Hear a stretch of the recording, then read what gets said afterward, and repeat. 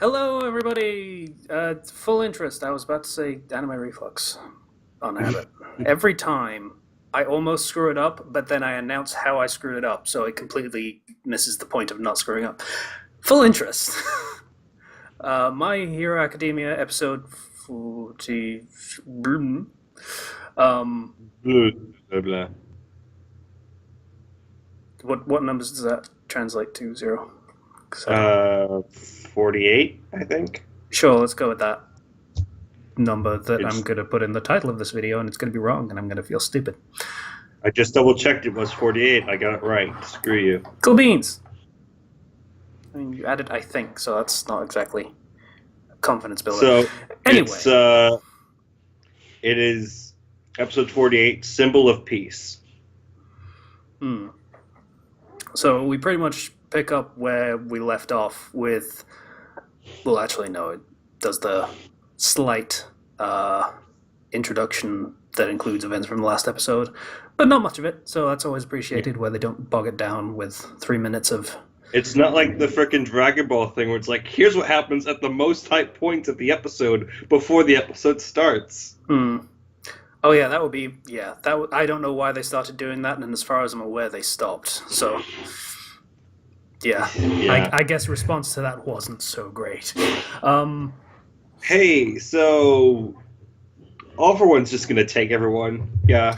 Yep, Just he the whole league. teleports Bakugo out, and that's where it left off previously. But then it starts to teleport everyone else out, Mm-hmm. and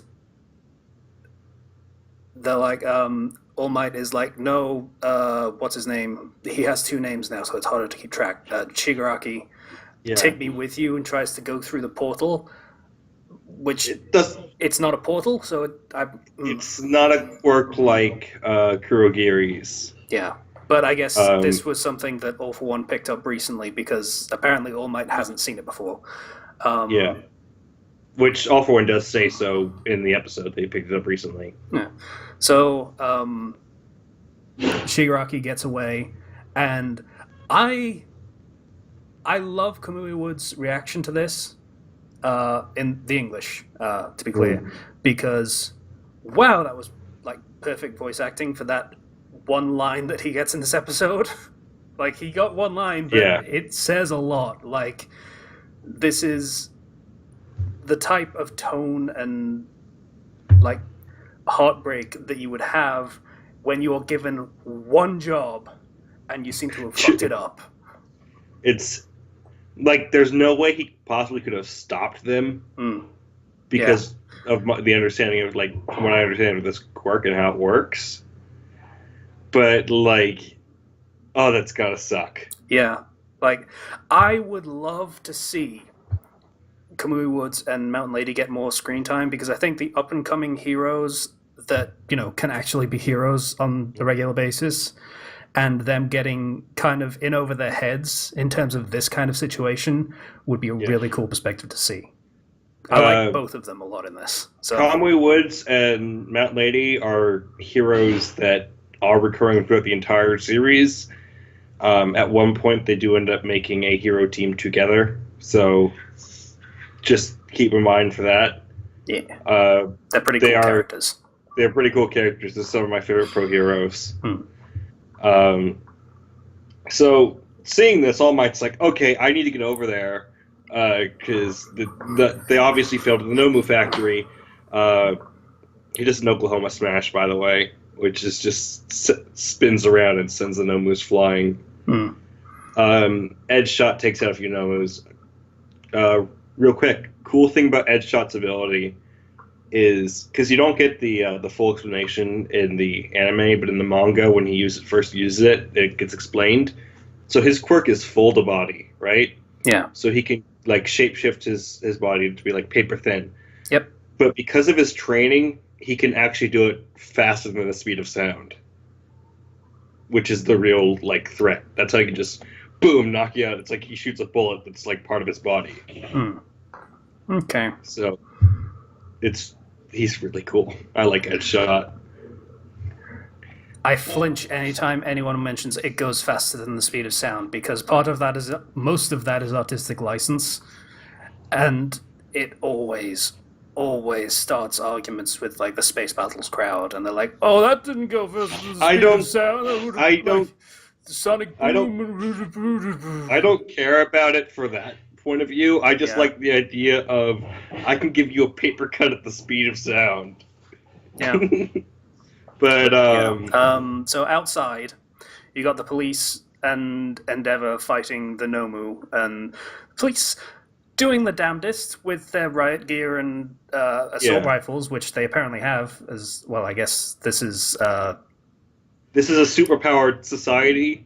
Yeah, this might be like GSDF people or something. I don't know, but I feel like considering the riot gear, this is like we brought in all the SWAT teams because we knew we were going to be dealing with villains. Yeah. So they're not doing great, but thankfully Endeavor's on the scene and kicking ass. Mm-hmm. At one point, he's like, "This is really working my quirk over something fierce." But then All Might shows up and he's like, "Hey, I'm fine. Shut up. Fuck off. Just go. Just go." Yeah. Which, like, I imagine he has... You know how Todoroki had the weakness with the ice where it was, like, chilling his body? Yeah. I imagine Endeavor has a weakness with the fire that's, like, heating his body up. Yeah, that's where he got the quirk, and that's... Yeah, he has to... Todoroki has to moderate his temperature because if he goes too cold, he freezes. If he goes too hot, he's going to start burning himself, which he can do, and it's been shown that he still will be vulnerable to fire even on his fireside because that's where the scar is. So... Endeavor is really strong, but, like, he needs time to at least take a break between fire blasts. Yeah. Like, I get the feeling that suit that he's wearing is partially to moderate that. I imagine it has some sort of cooling on the inside. But there's a limit. There's always a fucking limit. Yeah. So, yeah.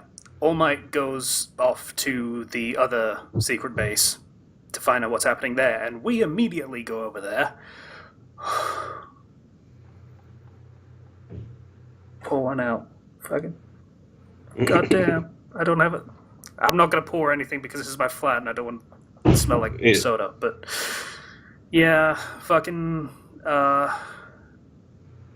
Best Jeanist, worst name, but Best Jeanist, he's fucking gets a hole in him. And I'm sad about that because he's cool.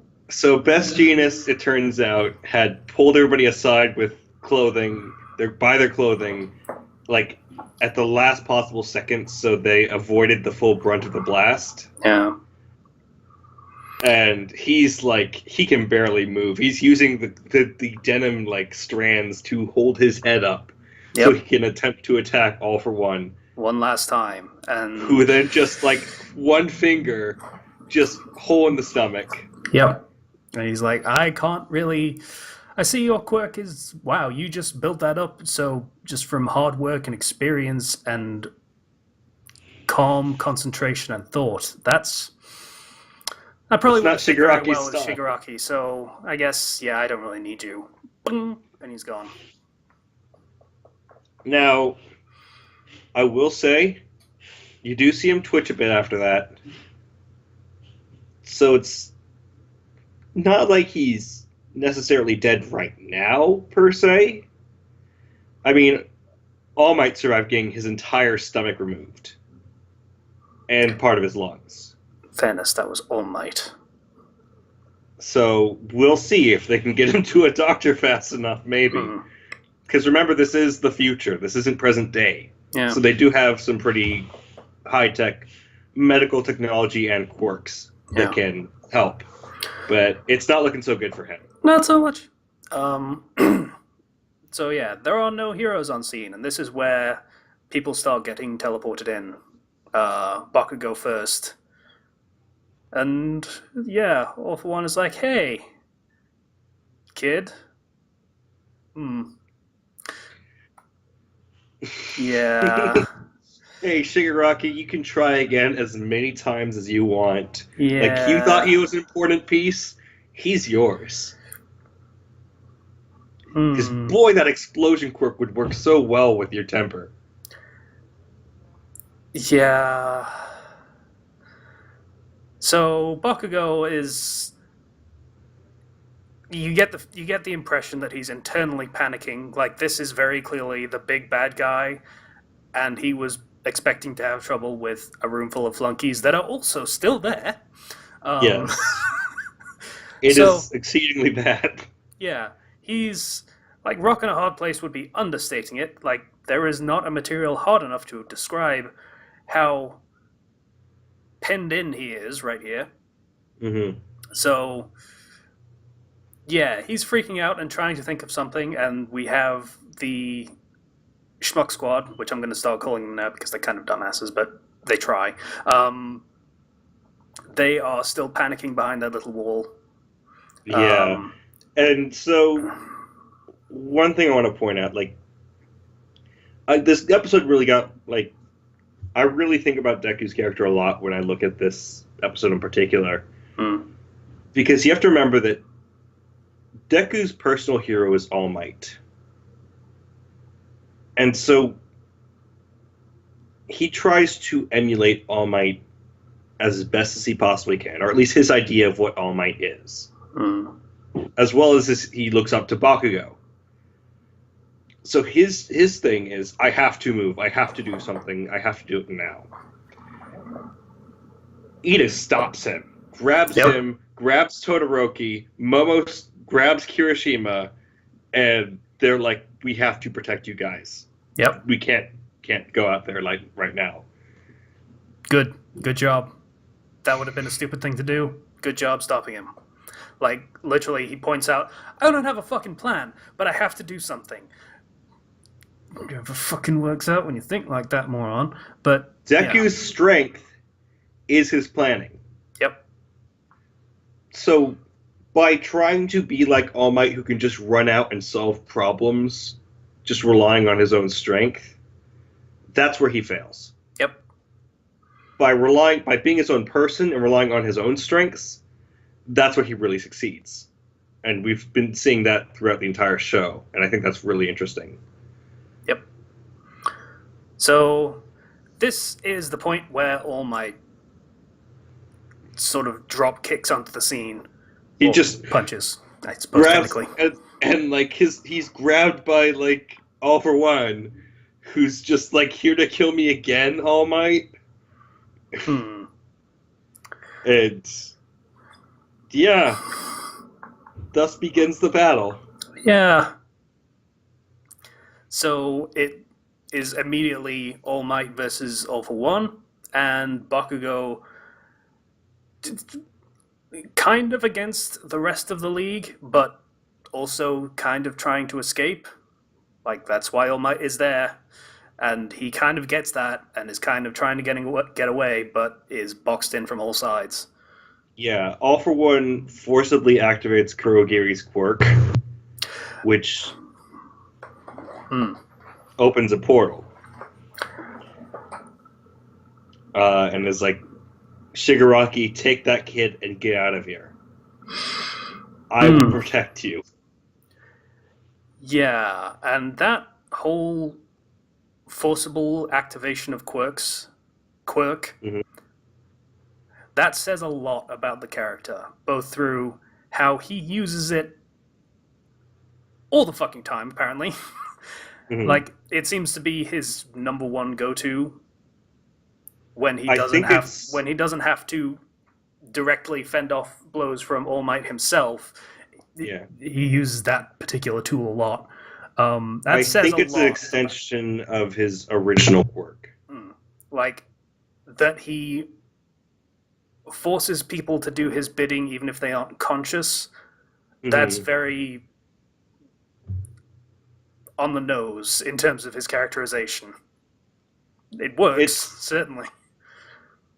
Well, I think that the thought process is, if he can steal and move quirks and just manipulate them that much, he should be able to forcibly activate them, kind of thing. And I think thematically, it's like, yeah, no, this is who he is. he's not a villain that we necessarily get a lot of like backstory for, or any sort of like, he's not going to espouse his sob story. He is All Might's villain that All Might has to fight, and this is somebody who's had a long time to come to the decision of, yeah, I think I'll be evil, and Sure, that's a way to put it. Yeah. Okay. yeah. I don't think All for One is interesting as a character. It's what he represents, I guess, more so than what he actually is. Hmm. Yeah. So he forcefully activates Warp Gate so that the League of Villains can get away. And I think this is where the Schmuck Squad actually have a plan, or Deku comes up with a plan for the Schmuck Squad. Yeah. And Ida tries to stop him again, but he's like, "No, we don't have to fight. I got this. I figured it out." So his plan is to have him and Ida forcefully bust through the wall with their speed, using Kirishima as a battering ram, essentially. Then have Todoroki launch them using a launch pad of ice, a ramp. And then Kirishima will call out to Bakugo, because it has to be Kirishima, which I'll get back to. So Bakugo will launch himself up to them so they can all escape. And they do. And it basically works. And now I want to get back to that moment where Deku is like, it has to be Kirishima that calls out to him. Because that is a sad and very poignant moment. Because as much as Deku considers Bakugo his, like, friend, I wouldn't really say best friend anymore, but friend. Yeah. Bakugo doesn't really reciprocate those feelings. And Or, the at amount the very least, Deku doesn't believe that Bakugo reciprocates those feelings. Yeah. And I think it's important to note that every single time Deku has literally held out his hand to Bakugo to help him, it has been met with anger. Or dismissal, or telling him to stay back. Yes. Which is another moment which I'd like to call out, because you mentioned in a previous episode of this that people weren't quite sure what Bakugo's tone was when he tells Deku to stay back when he's getting walked away. And at this point, it's clear that Deku also isn't quite sure how to have taken that, and might have just taken it as, just the usual Bakugo being dismissive and... Yeah.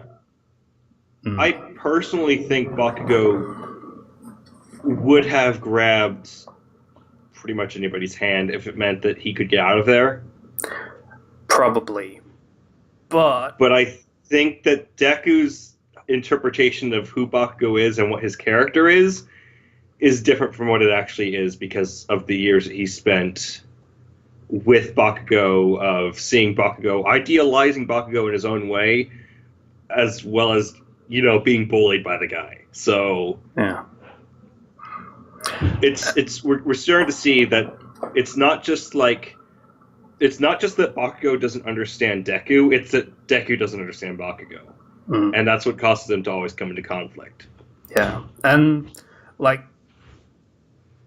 I think that's correct, but even if it wasn't, the chance that Bakugo would hesitate to accept help from Deku would not be a chance they would want to take. Yeah, if there's a better what option. I'm saying is he probably could have taken even Todoroki or Gyairozu's hand, possibly. Yeah. But I don't think that... Yeah.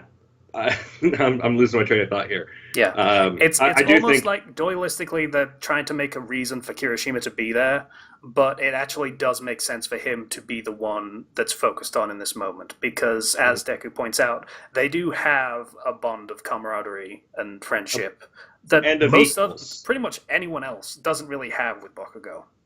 Yeah. It's the only guarantee. Yeah. Is with Kirishima. And so Bakugo, in like a really cool animated scene, just blasts up there, grabs their hand, and they're off. Magni's ability, which is an interesting magnetism ability. Yeah, I just want to really quick call out Magna's voice actor, because I haven't mentioned this before, but it's a really unique choice in the English version, because that voice is very unique. It has a lot of character to it all on its own. Mm-hmm. That is entirely outside of the characterization of the character. I kind of like it. Strange. It's not really a comment on how good the voice acting is, but just on how interesting the voice is. I didn't notice anything in the sub that seemed particularly interesting about the voice acting for Magni, but I'll take your word for that on the dub. Yeah, but he has a plan for how to catch them. Which was, God, I'm not even quite sure what it was. Basically, magnet catapults Mr. Compress over there, who can just touch Bakugo and grab him. Yeah. But as they go, Mountain Lady does Titan Cliff and just headbutts him. She gets hit in the nose by him, and she's like, prioritize the rescue, go you stupid kids. Yeah, so I'm still not sure how the whole magnet launch thing works, considering there's no counterpole to have It works on people. Yeah, but it's just, I don't know, maybe it's one of the South Poles repelling the other South Pole, I guess could make sense. It's because you have Spinner and Mr. Compress, so they're both repelling each other, whereas opposites attract. Yeah, so it's Spinner repelling Mr. Compress so that Mr. Compress can. Yes. On camera, please, Casey. What are you doing? Yeah. Yeah. Okay, that makes sense. Yeah. So men become South Poles, women become North Poles. Yeah, and the ability doesn't work on himself. There's any number of reasons why. One theory is because that character is trans. Could be. So I don't know exactly how the ability works, though. It could just be excludes the user thing. Because there are quirks like that. So they're off, which leaves All Might to go all out, as Gran Torino also appears to knock down anybody who would be chasing them. And at this point, All for One is like, yeah, no, you guys need to get out. Force quirk activation on Magni, who got knocked out by Gran Torino, and you guys are gone. Yep, he uses, what's her name? Toga, as basically an attraction point when she's standing directly in front of the warp gate, so all of the dudes just launch directly at her and throw her through the gate with them. I think in the manga, the line was, "My heart's not ready for this." No one's ready for the first gangbang. Anyway, so he throws Magna, it's Magna, through the gate afterwards, because obviously he's not part of the magnetism that's going on. And Shigaraki is like, no, don't fucking you're going to fight with your body in that condition? Yeah, that's bad. And his hand falls off, and he goes through the gate. And then we have All Might against All for One. Yeah. All for One's helmet, by the way, is life support. Yep. He's doing all this on life support. Yep. Yeah. So he's fighting. He releases one of his attacks. He combines different quirks to get some pretty powerful effects. Yeah, because he can just take quirks, so he can combine them to make amplifications of different quirks, Yeah. Like, which he points out like exactly what the parameters of the quirk he's using to repel All Might are. And he's like, this is alright. Comedy. I could probably do with a couple more amplifiers, though. Yeah. It's just like constantly min-maxing his power set, and that's... Yeah, if this character was the one that was supposed to be the gamer metaphor guy instead of Shigaraki, I could totally have seen that. Because this is a gamer mindset right here. Like, I can only imagine how, like, he lost a lot of his quirks in his stockpile when All Might almost killed him. I can't imagine what he'd be like in his prime when he had access to everything. Like, how many combinations did he have, like, as presets? Of, like, yeah, this combo, this combo, this combo. So yeah. Two dying men begin to battle. Yeah, and All for One decides to be a dick and warps Gran Torino directly in the path of All Might's punch. So he punches Gran Torino in the face, and also uses, I believe it was Force Impact Repel? reversion. Yeah, Impact Reversion, that was it. So basically, you the hurt punch yourself. Gets reflected, basically. So all the force goes back on the punching arm. Which is a really strong quirk against All Might. Yeah, pretty much. It's basically a rejectile from One Piece. So, So, All Might's like, I'm sorry. Grabs Gran Torino, proceeds to smash. And you notice now coming out all the rubble from the buildings, you have people and heroes trying to rescue them. Yeah, from there is ruins. a wide shot of this city. It looks fucked. Yeah. It's really, everything's in very bad, dire straits. Yeah, we know from previous episodes that this was just a regular city before. Including with drunk people coming home from benders. Yeah. All Might gets on a speech of, you use people, you manipulate them, you just ranting on All for One, who's just like, yeah, I know. And All Might just smashes All for One down to the ground, breaks his helmet, and All for One proceeds to laugh, and it's just like, I've heard similar words from your predecessor, Nana Shimura. Wait. Hey, what's Shigaraki's other name? I literally just now remembered that. Just now, that clicked in my brain, and I was like, wait. Hey, what's an evil thing you can to your enemy? Okay. That's... I have occasionally spoken of the things that got spoiled for me. That's not one of them. Yeah. So... Yeah. I had a feeling it wouldn't be one of those things. So I didn't say anything about it last week when his name was mentioned. Okay. So, yeah. So that's a thing that we'll find out about next episode, probably. Yes, you will find out about next episode. Yeah. So, there is one other thing I want to call out about this episode that I think we missed.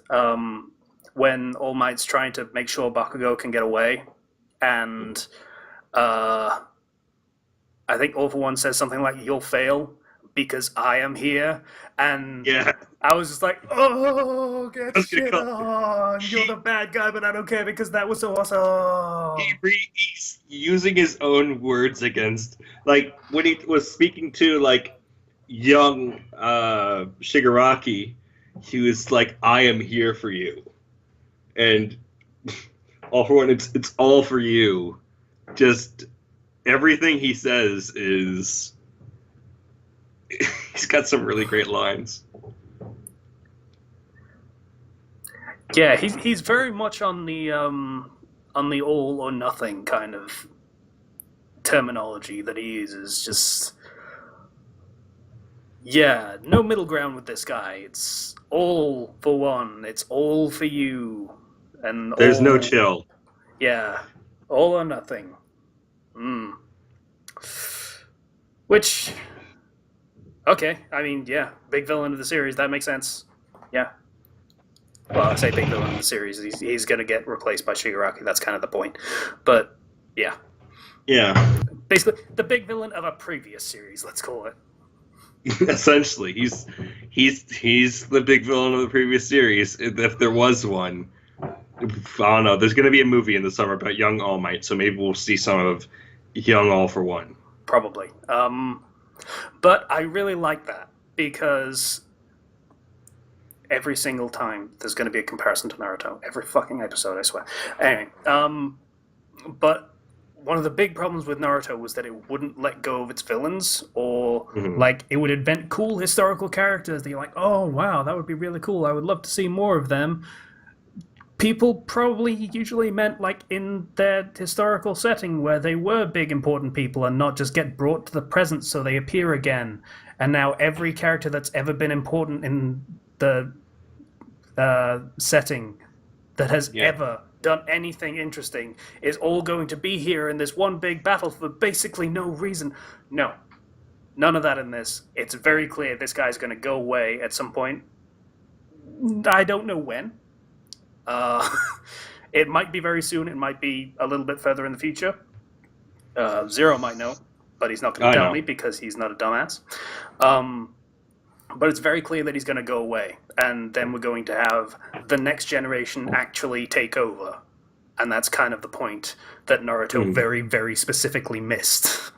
Like, one thing, I mentioned a little bit of this earlier, but the whole thing with Deku being stronger when he's his own person, I think that's kind of the key difference between this and the whole Naruto thing. Is Naruto is like, you have to be like your predecessor, you have to use their techniques, you have to... In this, it's like, if you try to emulate All Might Smash, you break your arm.